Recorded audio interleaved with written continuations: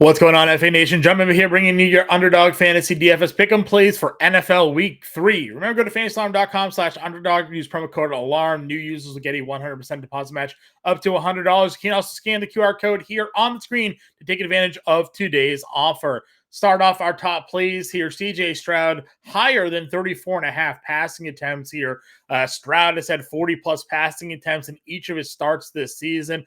Both matchups that Jacksonville has gone over, both against Indy and Mahomes, have seen the opposing quarterback go over 34.5 passing attempts. Anthony Richardson threw 37 times, Mahomes threw 41 times. Sportsbooks even have this line set at 34.5 at minus 130 on the over. And this is a game where we're expecting Houston to be trailing Jacksonville this week. Should lead to plenty pass attempts here by CJ Stroud. Next pick, we're going to go here, Adam Thielen higher than 3 receptions. He's playing close to 90% of the team's offensive snaps. Getting Andy Dalton this week should actually be a good thing here. The veteran quarterback should look to his slot receiver often in this matchup against a Seattle Seahawks pass defense that ranks among the worst in football this year through 2 weeks, ranking 31st in DVOA against the pass here. Big fan of what Thielen can do, and he put that on display last week against the Saints with 7 catches on 9 targets. He's healthy. He's been a volume monster in the past of his career here, and I think Dalton will look to him often in this spot against Seattle. Next play here, we like Kenneth Walker higher than 65.5 rushing yards. Panthers ranked 31st in DVOA against the run. Seahawks are solid home favorites, closing in on 6 points, which means we could see Kenneth Walker closing this game out on the ground.